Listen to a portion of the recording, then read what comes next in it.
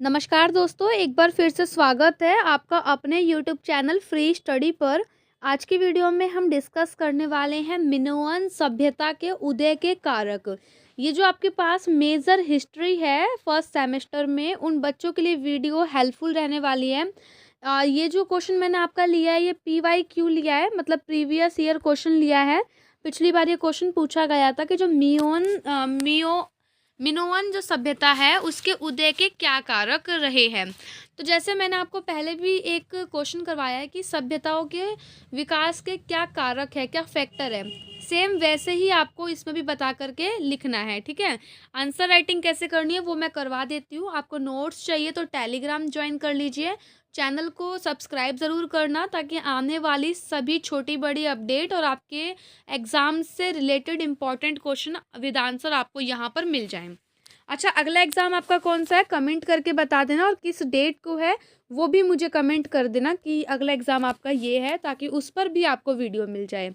अब देखो, जो मिनोअन सभ्यता है ना वो प्राचीन यूनान की सभ्यता रही है। यूनान के क्रेट द्वीप पर विकसित हुई थी। यूनान में एक द्वीप था जिस द्वीप का नाम था क्रेट।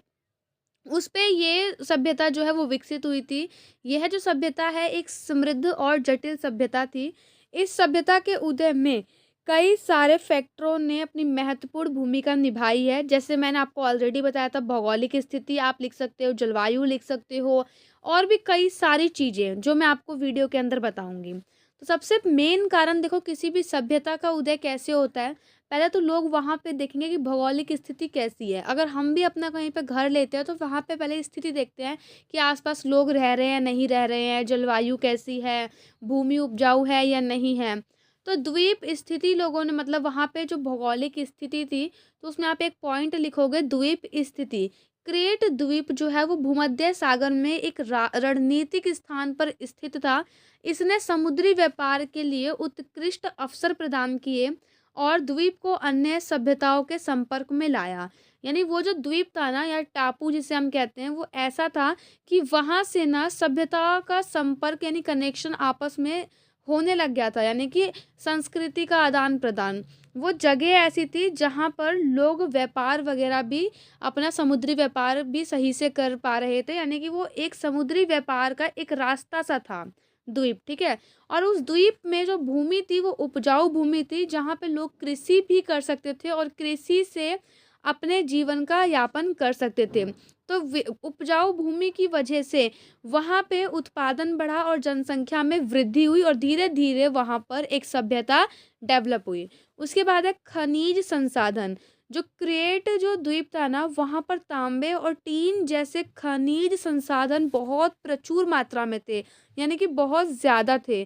तो इन जिसकी वजह से कि लोग वहाँ पर आकर रहे, उन्होंने खेती करी, उन्हें संसाधन मिले, उस टाइप के रिसोर्सेज मिले, तो उन्होंने उससे हथियार औजार ये चीज़ें बनाई, जिससे उन्होंने अपनी ज़िंदगी को ना मतलब बहुत आसान किया। ठीक है, इन संसाधनों ने कांस्य के उत्पादन में महत्वपूर्ण भूमिका निभाई, जिससे औजार, हथियार और अन्य वस्तुओं का निर्माण हो पाना संभव हुआ।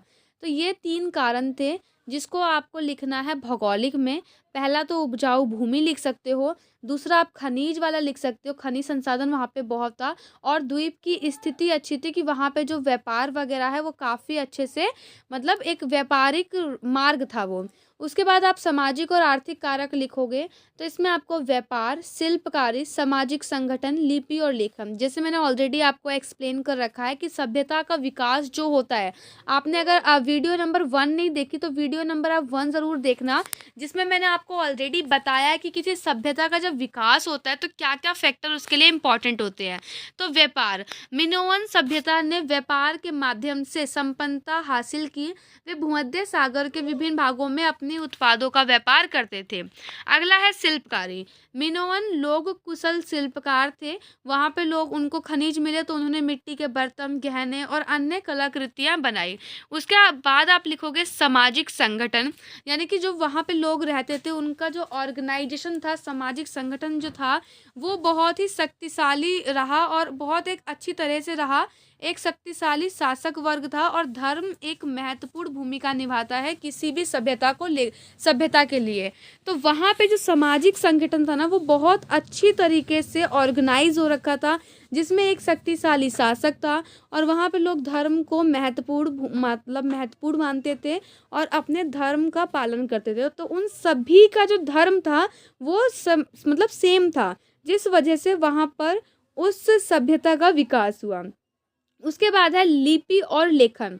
लिपि और लेखन, मिनोअन सभ्यता ने अपनी स्वयं की लिपि विकसित की, जिससे व्यापार और प्रशासन में काफ़ी सहायता मिली।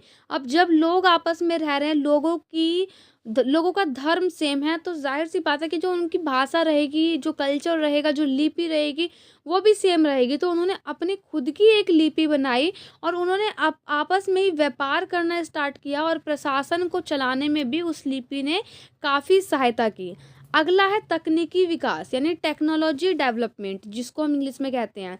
तो आपको वहाँ पे पता है कि वहाँ पे खनिज संसाधन बहुत थे, तो वहाँ पे शिप बिल्डिंग बनी। शिप बिल्डिंग का मतलब ये होता है कि वहाँ के जो लोग थे ना, वो बहुत कुशल नाविक थे और उन्होंने जहाज वगैरह का निर्माण किया, जिससे वहाँ पर समुद्री व्यापार को बढ़ावा मिला और व्यापार को लेकर ही लोग वहाँ पर रहने लग गए और एक वहाँ पे सभ्यता का विकास हुआ।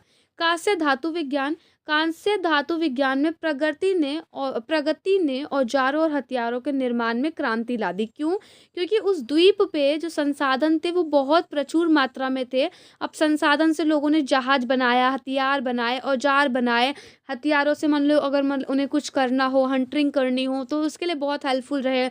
औजार वगैरह बनाए, जैसे मिट्टी की खुदाई की, है ना, बहुत सारी चीज़ें करी। उसके बाद है सिंचाई प्रणाली, कृषि उत्पादन को बढ़ाने के लिए उन्होंने सिंचाई प्रणाली भी विकसित की। जब सिंचाई होगी, सही से उत्पादन होगा, तो जाहिर सी बात है कि वहाँ पे लोग स्टेबल होकर रहेंगे। और जब जो एक जगह बंजर है, उस जगह पर लोग कंटिन्यू आकर के रह रहे हैं, तो वहाँ पे जाहिर सी बात है कि वहाँ पे एक नगर बसेगा।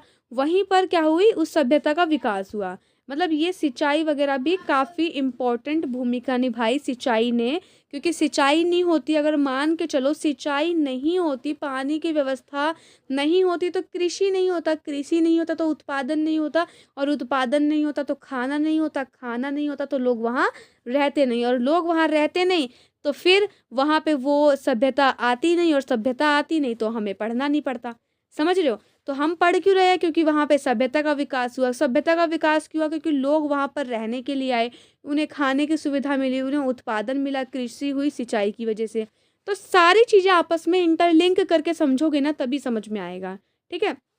उसके बाद है मातृ देवी की पूजा। मिनोअन धर्म में मातृ देवी यानी कि बेसिकली मातृ देवी का नाम हो सकता है, या हो सकता है मातृ, मतलब जैसे माता होती है ना, तो संस्कृत में माता को मातृ कहते हैं, है ना। तो मातृ देवी की पूजा एक महत्वपूर्ण पहलू था। देवी को प्रकृति और उर्वरता की देवी माना जाता था। तो उन सबका कल्चर बेसिकली सेम था, इसलिए लोग वहाँ पर आकर रहे। और वहाँ पर जब लोग आकर रहे, जब जिस जगह पर कोई नहीं रह रहा वो लोग आकर रहेंगे, तो वहाँ पर मतलब विकास होगा किसी नगर का, किसी शहर का, या किसी गांव का। तो वही कहलाया एक सभ्यता, जिसे हमने नाम दिया मिनोअन सभ्यता। उसके बाद निष्कर्ष के रूप में लिखोगे, जो मिनोअन सभ्यता है वो कांस्य युग में एक उन्नति वाली सभ्यता थी। इसकी सफलता जो है वो भौगोलिक स्थिति, प्राकृतिक संसाधन, व्यापार, शिल्पकारी, सामाजिक संगठन, तकनीकी विकास और धार्मिक विश्वासों के संयुक्त प्रभाव का परिणाम थी। यानी कि अगर वो सभ्यता वहाँ पर सफल हुई, वहाँ पर लोग बसे, तो उनके मेन रीज़न ये है कि भौगोलिक स्थिति अच्छी थी, प्राकृतिक संसाधन उन्हें मतलब प्रचुर मात्रा में मिला, भरपूर मात्रा में मिला, धार्मिक विश्वास उनके सेम थे, तकनीकी विकास हुआ, सामाजिक संगठन वहाँ का अच्छा था, लोग लड़ते नहीं थे आपस में, व्यापार और शिल्पकारी, इसकी वजह से वहाँ पर लोगों का रहना जो है वो स्टार्ट हुआ। अगर अन्य कारक आप देखोगे तो ये लिख सकते हो आप अन्य कारक में कि शांतिपूर्ण स्वभाव के लोग थे, क्योंकि मिनोअन सभ्यता को आम तौर पर शांतिपूर्ण माना जाता था। उन्होंने युद्ध की बजाय हमेशा व्यापार और संस्कृति के आदान प्रदान पर जोर दिया है, जिसकी वजह से वहाँ पे अब युद्ध होता तो ज़ाहिर-सी बात है, अगर मान लो ये क्षेत्र इस क्षेत्र से युद्ध कर रहा है, तो ये लोग वहाँ पे युद्ध में क्या होता है, कई लोग मरते हैं, कई लोग भाग जाते हैं, तो जगह खाली हो जाती है ना। तो वो लोग जो थे ना, वो शांतिपूर्ण स्वभाव के थे। महलों का निर्माण, मिनोअन सभ्यता के लोग विशाल और जटिल महलों का निर्माण करते थे। यह महल शक्ति और समृद्धि का प्रतीक था। अब जब महल बनेंगे तो लोग आस-पास रहेंगे, अपना व्यापार करेंगे, राइट? महल अगर है तो फिर मतलब महल की देखभाल करने के लिए भी लोग चाहिए।